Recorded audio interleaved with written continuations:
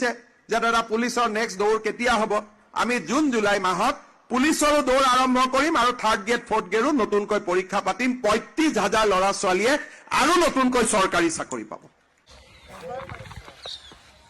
Hello' good morning সুপ্ৰভাত লগতে কাৰ্ডুম কোলুম্বাই কুমৰুকচুদুং তো বৰ্তমান দেখিছে বৰ্তমান আছোঁ ফিল্ডতে আৰু ৰানিং কৰা নাই বৰ্তমানলৈকে টাইম হৈছে বৰ্তমান 6:22 অলপ দেৰি হৈছে অহাটো ফিল্ডলৈ বেছি ফিল্ডত ৰানিং নকৰোঁ ট্ৰাই চেষ্টা কৰিম 8 পাক 9 পাক কাৰণ মোৰ 32 টাৰ্গেট আছে সেইটো কাৰণে ইমান আমাৰ ফিল্ডখন যদি আমি 9 পাক ৰানিং কৰি দিওঁ 9 পাকটো হৈ যায় সেইটো কাৰণে অকল 9 পাক কৰিম অহা কাইলৈ কামাণ্ডোৰ কাৰণে প্ৰেক্টিছ কৰিম তো মানে ডেইলি একেটা প্ৰেক্টিছে মই নকৰোঁ সদায় বেলেগ বেলেগ কৰি থাকোঁ লগতে কেইটামান প্ৰশ্ন সুধিছিলে প্ৰশ্নৰ উত্তৰবিলাক দিম তাৰপিছতে প্লিজ এটা লাইক এটা কৰি দিব ভিডিঅ'টো আৰু লগতে চেনেলটো ছাবস্ক্ৰাইব তাৰপিছতে শ্বেয়াৰ বৰ্তমান হয়তো আপুনি দেখিছে আমাৰ ফিল্ডত এতিয়াও প্ৰেক্টিছ চলিয়ে আছে আপোনালোকৰ প্ৰেক্টিছ চলিছেনে নাই নিশ্চয় কমেণ্ট বক্সত জনাব নাপাহৰিব তো বলো আজি ভিডিঅ' বিনা দেৰি নকৰাকৈ আৰম্ভ কৰোঁ আৰু যোৱাকালি আহিছিলে আমাৰ CM ছাৰ আমাৰ শিৱসাগৰলৈ কি ভেকেঞ্চি বিষয়ে কৈছে অসম পুলিচৰ কাৰণে লগতে থাৰ্ড গ্ৰেড ফৰ্থ গ্ৰেডৰ কাৰণে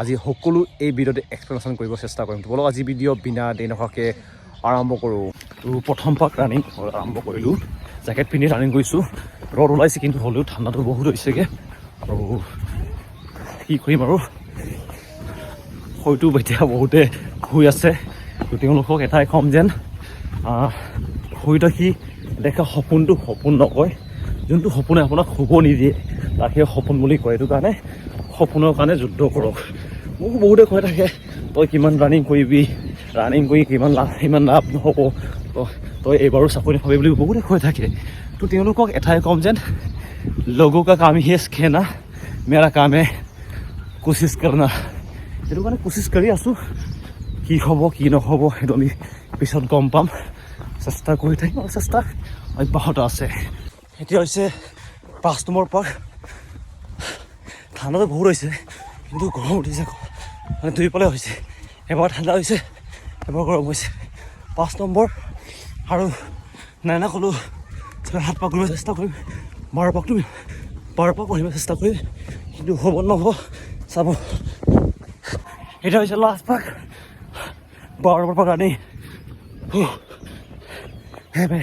পেট বিষাই গৈছে মোৰ আজি মানে এনেকুৱা হৈছে ঠাণ্ডাটো বহুত পৰিছে বুজিছে ভিতৰৰ পৰা পেটটো টানিছে আজি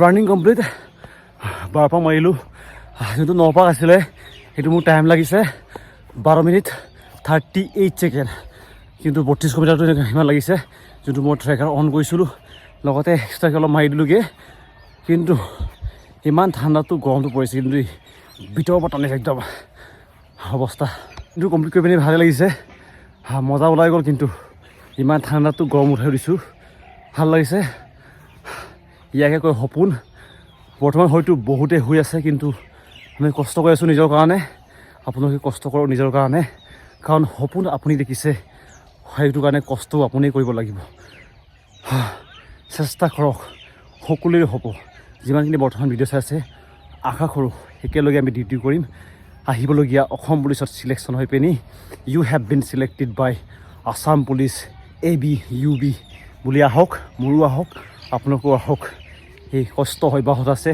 থাকিব যেতিয়ালৈকে এই বডিত খাকী পোচাকযোৰ লগাই নলওঁ আমাৰ জীৱনত না সকলোৰে ল'ৰা হওক ছোৱালীয়ে হওক বা দেখাই হওক গাভৰুৱে হওক সকলোৰে এটা মানে পৰিস্থিতি আহি যায় কিছুমান ক্ষেত্ৰত মানে আমি কিছুমান ডিচিজন ল'বলগীয়া হয় তো মোৰ মতে আপোনালোকৰ 3টা কণ্ডিশ্যনত কেতিয়াও ডিচিজন নল'ব প্ৰথম হৈছে আপুনি বহুত হেপী আছে তেতিয়া আপোনালোকে কেতিয়াও ডিচিজন নল'ব দ্বিতীয়টো হৈছে আপুনি বহুত দুখত আছে মানে কিবা দুখত কনফিউজন আছে এনেকুৱা হৈ আছে তেতিয়া আপোনালোকে কেতিয়াও ডিচিজন নল'ব 3 নম্বৰ হৈছে বহুত ইম্পৰ্টেণ্ট হয়তো এইটো হৈছে খঙত লোৱা ডিচিজন সদায় আপোনাৰ স্বাস্থ্যৰ কাৰণে আপোনাৰ আহিবলগীয়া দিনৰ কাৰণে বহুত অসুবিধা সৃষ্টি কৰে এইটো কাৰণে এই 3টা কণ্ডিশ্যন দুখ সুখ লগতে আপুনি খঙত এই 3টা কণ্ডিশ্যনত কেতিয়াও আপোনালোকে একো ডিচিজন নল'ব যদি ডিচিজন ল'বলগীয়া হৈছে আপুনি ভাবি ল'ব শান্তি মগজেৰে তাৰপিছতে ডিচিজন ল'ব নহ'লে এই যদি আপোনালোকে বেছি সুখত বেছি দুখত বা খঙত এই যদি এই 3টা কণ্ডিশ্যনত আপোনালোকে কিছুমান ডিচিজন লয়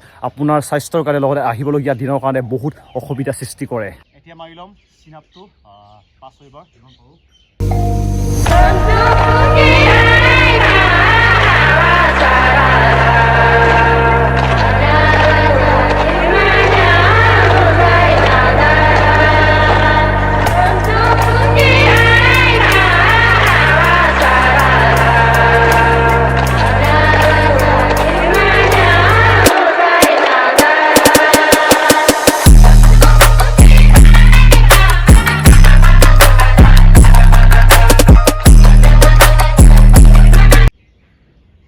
মোক যোৱাকালি এজনে প্ৰশ্ন কৰিছিলে দাদা আপোনাৰ হাইটটো কিমান আছে বুলি। তো মোৰ হাইটটো আছে 170 চেণ্টিমিটাৰ আছে।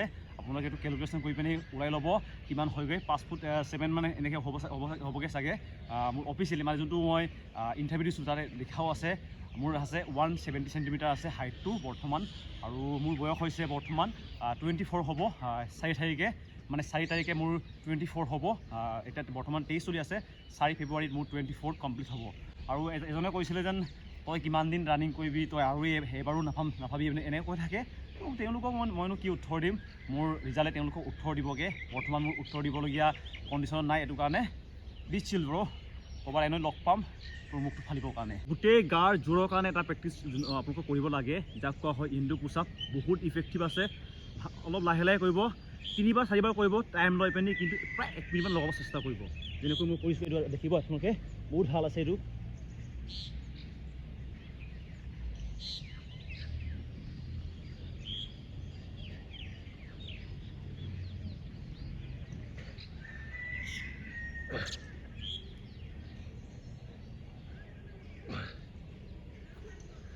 চাবলৈ ইজি লাগে, কিন্তু গোটেই গাৰ বডি হিলি যায়।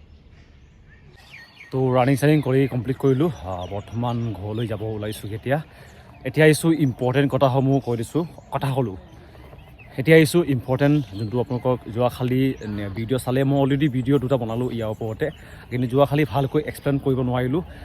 প্ৰথমতে আপোনালোকৰ মতে জুন জুলাইত হোৱাটো ভাল হৈছে নে বেয়া হৈছে নিশ্চয় কমেণ্ট বক্সত জনাব নাপাহৰিব।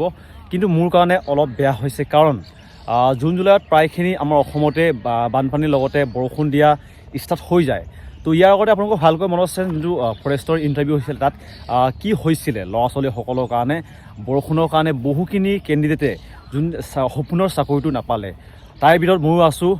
কিন্তু মোৰ যেতিয়া হৈছিলে তেতিয়া বৰষুণ দিয়া নাছিলে, কিন্তু আমাৰ ইয়াতো যোনটো আমাৰ লিগিৰিপুখুৰী যোনটো ফাৰ্ষ্ট এপিভিয়ানত ইণ্টাৰভিউ হৈছিলে, তাতে বহুতৰে বৰষুণৰ কাৰণে ভালকৈ ইণ্টাৰভিউ দিব নাপালে। আমাৰ আছিলে প্ৰায় দিনটো মনত নাই, কিন্তু আমাৰ পিছদিনা যেতিয়া OBC সকলৰ ইণ্টাৰভিউ আছিলে তেতিয়া বৰষুণ দিছিলে। বৰষুণৰ কাৰণে বহুখিনি কেণ্ডিডেটে ফেইল হৈছিলে। এইটো কাৰণে জুন জুলাইত হোৱাটো ইমান ভাল কথা হোৱা নাই, কিন্তু বহুতৰ কাৰণে ভাল হৈছে, কাৰণ টাইম পাইছে। যোনে ৰানিং কৰা নাছিলে তেওঁলোকৰ কাৰণে ভাল হৈছে যে তেওঁলোকৰ বৰ্তমান টাইম পাইছে, কিন্তু ক'বলৈ টাইম পাইছে। আপোনালোকে 5 মাহ টাইম পাইছে বৰ্তমান, যদি জুলাইত হ'লে প্ৰায় 5 মাহ এতিয়াও আছে। কিন্তু আপোনালোকে মনত ৰাখিব যেন 5 মাহ ক'বলৈহে, 5 মাহটো কেনেকৈ পাৰ হ'ব আপোনালোকে নিজেই কিবা নকৰিব, মানে পাত্তাই নাপাব। কাৰণ এনেকুৱা হয় 5 মাহ টাইম দিলেও আপোনালোকে 5 মাহটো ৰানিং নকৰে। আপোনালোকে দিনত মাত্ৰ 24 ঘণ্টাত 1 ঘণ্টাই ৰানিং কৰিব। 24 ঘণ্টাত খুব বেছি আপোনালোকে 3 ঘণ্টা কিতাপ পঢ়িব, যোনে ভালকৈ কিতাপ পঢ়ে, আৰু কিছুমানে 8 ঘণ্টা পঢ়ে। কিন্তু বহুতৰ কাৰণে 5 মাহটো ক'বলৈ, কাৰণ গোটেই 5 মাহটো তেওঁলোকে টাইম নাপাব। বহুতে নিজৰ ঘৰৰ কাম কৰি আছে, বহুতৰ খেতি কৰিবলগীয়া আছে, বহুতৰ এনেকৈ মানে নিজৰ ঘৰৰ কাম বহুত আছে, মানে যোনে একমাত্ৰ সন্তান তেওঁলোকৰ কাৰণে বহুত অসুবিধা হয়। যোনে এখন ঘৰ চলাই আছে তেওঁলোকৰ কাৰণে বহুত অসুবিধা হয় ক'বলৈ 5 মাহ। কিন্তু 5 মাহটো তেওঁলোকে কেনেকৈ কটাব, কি কৰিব, বহুতৰ এটা কনফিউজ। লগতে বহুতৰ এটা মনত কুৱেশ্যন আহিছে যেন ইলেকশ্যনটো কেতিয়া হ'ব। তো ইলেকশ্যনৰ বিষয়ে যোৱাকালি ক'লে যেন তেওঁ কোৱা শুনে যোৱা ইলেকশ্যনটো বিহুৰ আগতে হ'ব বুলি কৈছে। এতিয়া 2টা ইলেকশ্যন আছে, এটা হৈছে পঞ্চায়ত নিৰ্বাচন, লগতে লোকসভা নিৰ্বাচন। লোকসভাটো হয়তো অলপ পিছতে হ'ব, কিন্তু পঞ্চায়ততো অলপ আগত হোৱাৰ সম্ভাৱনা আছে। পঞ্চায়ততো নাই ক'লেও এপ্ৰিলত হ'ব পাৰে, এপ্ৰিল মে এনেকৈ হ'ব পাৰে। আৰু লগতে লোকসভা ইলেকশ্যনৰ কাৰণে অলপ তেওঁলোকে পিছুৱাই দিছে। আগতে তেওঁ কৈছিলে মে, জুন, জুলাই, মানে কিমানবাৰ তেওঁ চেঞ্জ কৰিছে এইটো আপোনালোকৰ ভালকৈ গম পায়। মই ইয়াৰ বিষয়ে কোৱাৰ প্ৰয়োজন নাই। যোৱাকালি অসমৰ CM ছাৰে আমাৰ শিৱসাগৰ আহিছিল, শিৱসাগৰ নাজিৰা আমাৰ যোনটো আমাৰ অসম পুলিচৰ ৰানিং হয়, আমাৰ শিৱসাগৰ কৈছোঁ, আমাৰ শিৱসাগৰ ডিষ্ট্ৰিক্টৰ নাজিৰাতে হয়। নাজিৰা যোনটো লিগিৰিপুখুৰী বুলি এখন ঠাই আছে, তাতে আমাৰ ৰানিং হয়। তালৈ যোৱাকালি আহিছিলে আৰু কিবাটো আমাৰ CM ছাৰ। এইটো কাৰণে মই ভাবিছিলোঁ, কিন্তু মোৰ টাইম টেবুলটো নিমিলিলেগৈ, এইটো কাৰণে যাব নোৱাৰিলোঁ। ভাবিছিলোঁ যেন CM ছাৰক ওচৰৰ পৰা লগ কৰি পিনি মানে দেখি পিনে মাত দিম আৰু চিঞৰিম, মানে ইণ্টাৰভিউটো সোনকালে ফাটক বুলি কম ভাবিছিলোঁ, কিন্তু মোৰ টাইম টেবুলটো নিমিলিলেগৈ, এইটো কাৰণে যাব নোৱাৰিলোঁ। আৰু মই যিমানখিনি অসম পুলিচৰ বিষয়ে মানে ভিডিঅ' আহিব বা ক্লিপ আহিব আপোনালোকক মই জনাই থাকিম। এইটো কাৰণে প্লিজ চেনেলটো ছাবস্ক্ৰাইব, লগতে বেল আইকনটো দবাব নাপাহৰিব। আৰু যিমানখিনি আশাবাদী সকলোৱে কৈছোঁ, চেষ্টা কৰি থাকক, চেষ্টা অব্যাহত ৰাখিব লাগিব, কাৰণ সপোন আমি দেখিছোঁ, কষ্ট আমিয়ে কৰিব লাগিব। এইটো সদায় মনত ৰাখিব, কাৰণ আপোনাৰ সফলতাৰ কাৰণে আপোনাৰ মা দেউতা অপেক্ষা কৰি আছে। এইটো কাৰণে প্লিজ ৰানিং কৰক, be positive, be confidence, be strong. লগতে তেতিয়া আহিব আমাৰ you have been selected by Assam police মনত ৰাখিব